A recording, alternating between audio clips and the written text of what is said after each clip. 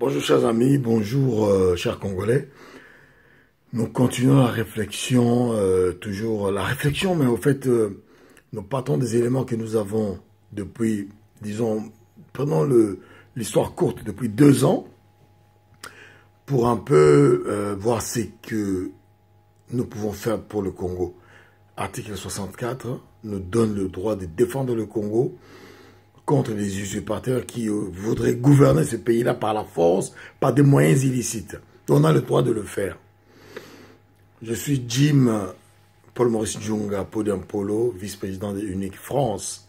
Et là, je pense qu'il s'est passé beaucoup trop d'événements pour qu'on puisse pas aller vers peut-être une première conclusion, voir ce qui est possible. Alors, comment expliquer aux Congolais que nous sommes totalement légalistes en termes de droit et de droit international pour dire que les choses au Congo vont aller dans le sens de se régler en permettant aux Congolais de mener à bien, par exemple, une transition. Une transition propre sans tous les gens qui ont mis le pays par terre aujourd'hui. On les connaît, les gens du rassemblement, avec tous les groupes qui sont dedans. Mais la diaspora, elle est prête. Je vais donner quelques faits pour rappeler un peu ce qui nous amène à faire cette réflexion-là forte. Quand vous regardez, je pars toujours de 1960. En 1960, on disait aux Congolais que le Congo n'avait pas formé des cadres. Et donc, le Congo belge n'avait pas formé des cadres. Et donc, donner l'indépendance était pas possible. Et dans les projets des Belges d'un certain Bilsen, ils prévoyaient de donner l'indépendance au Congo qu'après 1980, c'est-à-dire de 60 à 80, ça fait 20 ans, donc c'est autour des années 85, donc qu'ils prévoyaient, donc 25 ans encore c'est-à-dire faire 100 ans de colonisation au Congo. C'est un peu le but des Belges. Et donc, quand vous regardez ces images-là, vous constatez que, par exemple, l'Afrique francophone ou anglophone a permis, l'Afrique francophone française ou l'Afrique anglophone, là où il y avait les colonies anglaises et françaises, ils ont permis aux autochtones d'accéder à des formations, jusqu'à des formations universitaires. Hein, nous avons des gens qu'on peut citer, Senghor et d'autres, Lamine, etc., etc. C'est des gens qui ont accédé à la formation universitaire au plus haut niveau pendant la colonisation, alors que les Belges ont tout fermé. Hein. Mon père, par exemple, a fait des études jusqu'en 3e, c'était le maximum qu'on permettait aux Congolais. Hein. Et je peux citer tant d'autres personnes. Et quand on prend même Mobutu qui est devenu finalement l'homme de cette affaire un peu bizarre, ben Mobutu est arrivé sergent dans l'armée et plus rien. Et puis il ne veut pas aller plus haut. Donc il a préféré dégager, etc., etc. Et donc tous ces blocages-là, eux, ils ne voyaient pas, mais ils argumentaient que non, le Congo n'avait pas de cadre. Ça, c'est la première chose. Deuxième chose, nous savons que la démocratie naissante au Congo a été massacrée moralement et physiquement par un complot global généralisé monté par les Belges et les Américains. Ils ont tout reconnu. Ils ont tout reconnu. Ils ont même publié les éléments qui étaient classés défense, secret défense, qui ont démontré, c'est pourquoi on peut le dire, en utilisant principalement le groupe qu'on a appelé le groupe de Binza. Et des gens qui tournaient autour d'entre eux. Ils ont fomenté une sécession au Katanga, etc. Et tout ça n'a pas réussi parce qu'il y avait quand même une très forte légalité dans la victoire du MNCL en 1960. Et le personnage de Lumumba bloquait un peu leur système, malgré l'assassinat, etc. Et il y avait une conscience congolaise qui naissait.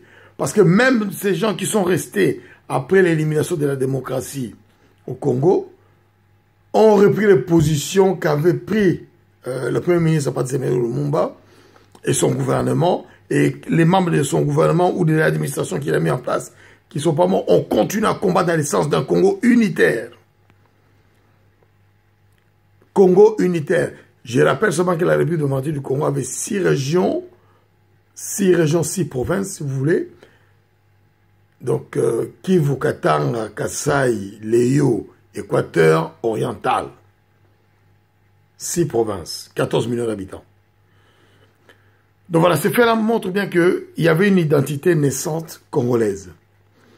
Et on arrive en 1980, là, le Congo devenu Zaïre, a des cadres à ne plus savoir qu'en faire, formés dans tous les domaines. Le pays a atteint un niveau de PIB tellement énorme en 1980 que tous les problèmes à venir qui étaient concentrés sous ce PIB-là étaient ignorés. Hein? On arrive en 1980, c'est-à-dire que la guerre du Vietnam est finie, etc., etc. Et la guerre froide était au top, et il y a eu des annonces qui ont été faites, etc. Mais ce que j'essaie toujours de vous dire, c'est que pendant toute cette période-là où il y a eu des échanges entre les gens qui ont cassé la démocratie au Congo et les gens qui ont utilisé, on a eu l'impression que le Congo était très fort, parce que le Congo est très fort, Congo-Zaïre, et qu'on était immuable, insubmersible. Sauf que patatras, on se rend compte que dès 1990, on commence à attaquer les pays tout doucement. Et 1995, Mobutu est liquidé par ses amis, et on voit l'AFDEL rentrer au pays. Et l'AFDEL qui vient, on croyait, mais on savait qu'il y avait des gens qui ne devaient pas être là. Depuis l'assassinat de Ngandou Kisase, on savait qu'il y avait des gens qui étaient dans ce groupe-là qui ne devaient pas être là. Et Laurent Désiré Kabila lui-même, dès 1998, demande à ses amis rwandais de partir. C'est-à-dire le complot qui s'est fait en 60, c'est réédité en 1990-95, entre 90 et 95, avec des éléments sur lesquels on a donné la clé de la maison en disant que avec des étrangers, on pourrait mieux contrôler le Congo et bénéficier des richesses du patrimoine congolais. Ce qui est une erreur historique. Et le problème qui a été créé le 5 septembre 1960 et qu'on a dans la vie du Congo, dans l'impunité, avec tous les dégâts que ça fait, a continué jusqu'à 97, reprend en 98, dans le sens où la personne qui a voulu casser le système, qu'il avait accepté, mais qui a voulu casser le système, je dirais phase 2, est devenu l'ennemi de tout le monde, c'était Laurent Désiré Kabila. Donc le Congo se retrouve encore sans aucune position parce qu'on ne savait pas par quelle voie aller. Et donc, on arrive aujourd'hui depuis 2001. Le système qui a été mis en place d'occupation a pris toute sa place avec, comment il s'appelle, Kazembere Kanambe, alias Kabila. Au su et au vu de tout le monde. Hein? Un type qui sortait de la forêt, qui n'avait aucun bagage, même un zéro, avec la complicité de certains Congolais, mais surtout, phase 2 du système qui a éliminé la démocratie le 5 septembre 60, ce type l'a mis en place avec des supplétifs congolais qui étaient en train d'accompagner ce système-là. Tous sont issus d'un autre groupe encore. Parce que je veux parler du groupe de Mbinza. Et là, c'est le groupe RCD.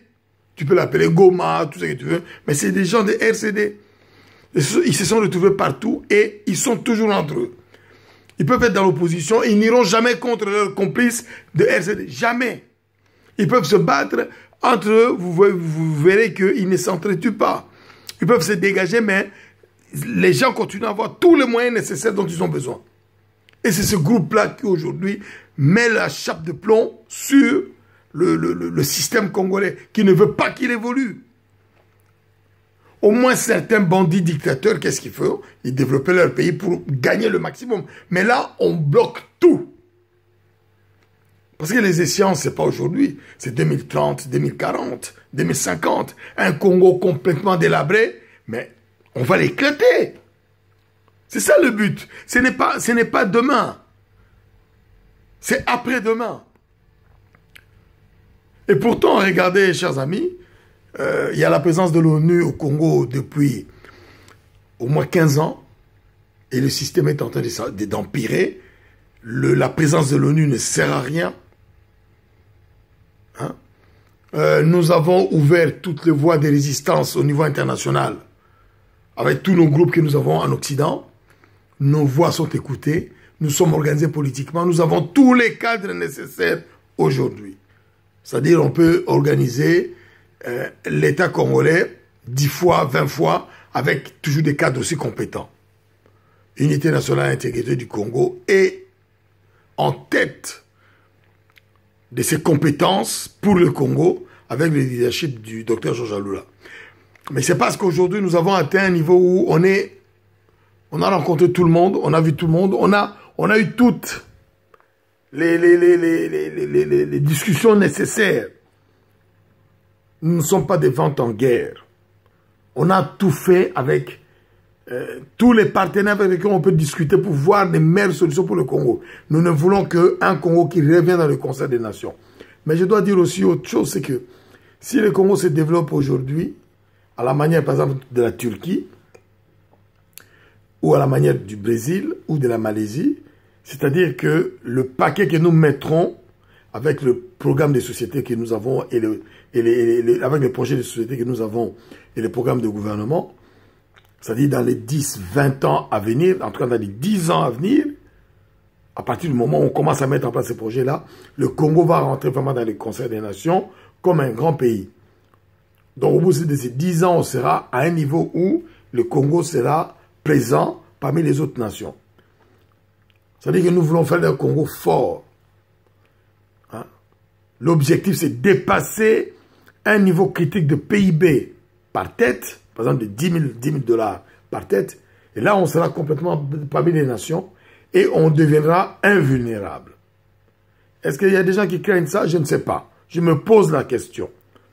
Hein, parce que ça, c'est quelque chose qui peut arriver en 10 ans. Parce qu'il y a... Le Congo est tellement délabré que le reconstruire ne pourra permettre que aux Congolais d'avoir du travail et voir leurs revenus augmenter, d'avoir un pouvoir d'achat très important dans le pays, un État sérieux qui va fonctionner à la manière de fonctionnement de tous les États sérieux du monde.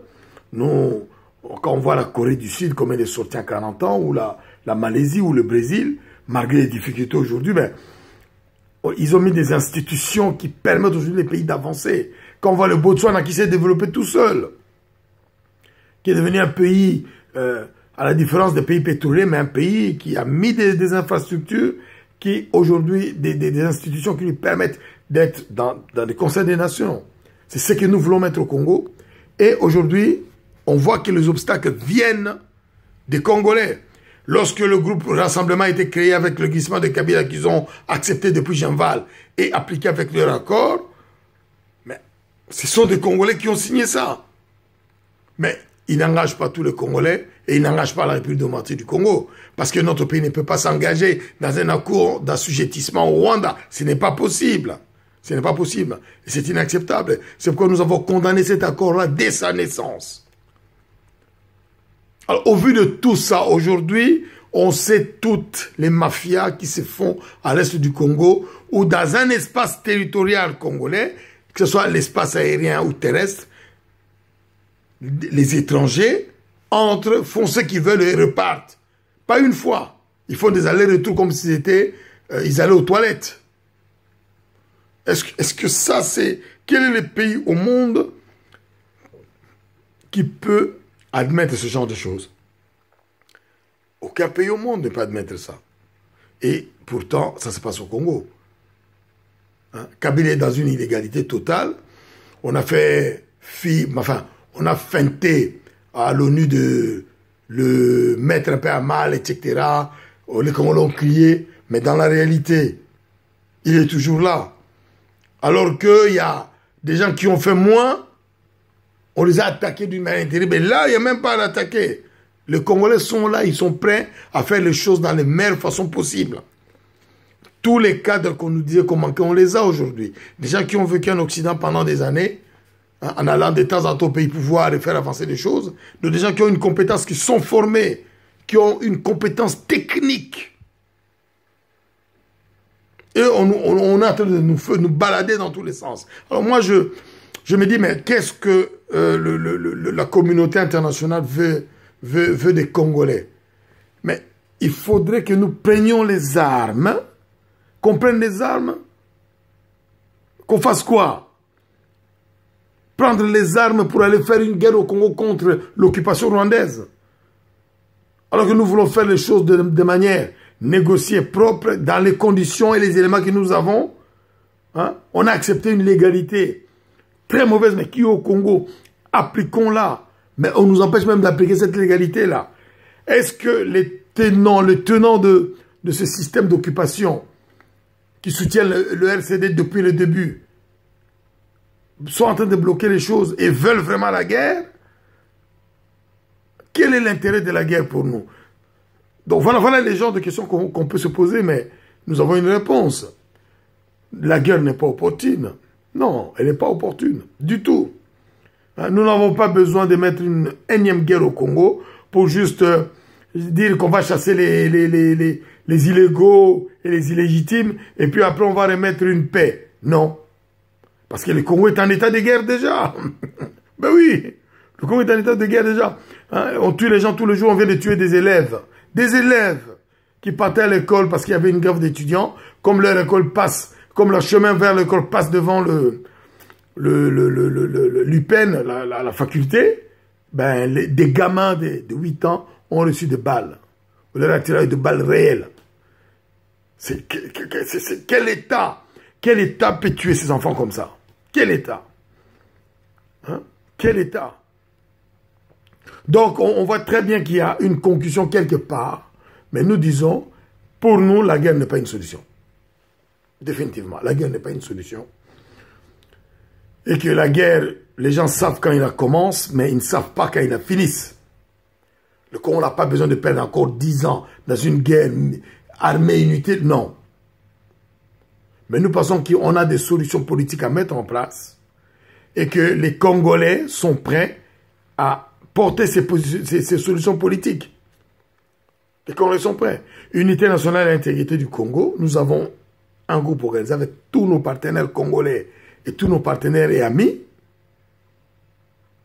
Nous sommes capables de mettre en place aujourd'hui une bonne, mais réelle, une bonne et réelle transition sans les gens qui sont en train de détruire le Congo aujourd'hui. Ça, c'est le bon sens. Et même la stratégie politique, on dit, pour le Congo, il faut qu'on aille dans ce sens-là. Hein? Faire une coalition avec les gens qui ont détruit le Congo, dont on a vu le cinéma depuis 2 ans, est contre-productif. Tous ces gens-là doivent dégager. Et la difficulté, elle est là. Ces gens-là sont tous les descendants de RCD ou du groupe organisé par Tshisekedi à Jean-Val. Hein? Ce sont ces gens-là qui empêchent toutes les solutions au Congo. Je pense qu'aujourd'hui, il est nécessaire qu'on se mette autour d'une table, qu'on trouve une solution. La guerre n'est pas la solution. Mais est-ce qu'il y a des gens qui veulent nous pousser à la guerre? Et pour faire la guerre, ça coûte énormément. Est-ce qu'il y a un pays aujourd'hui dans le monde qui n'est pas capable de suivre les Congolais patriotes pour dégager une solution définitive au Congo? Rien de moins sûr.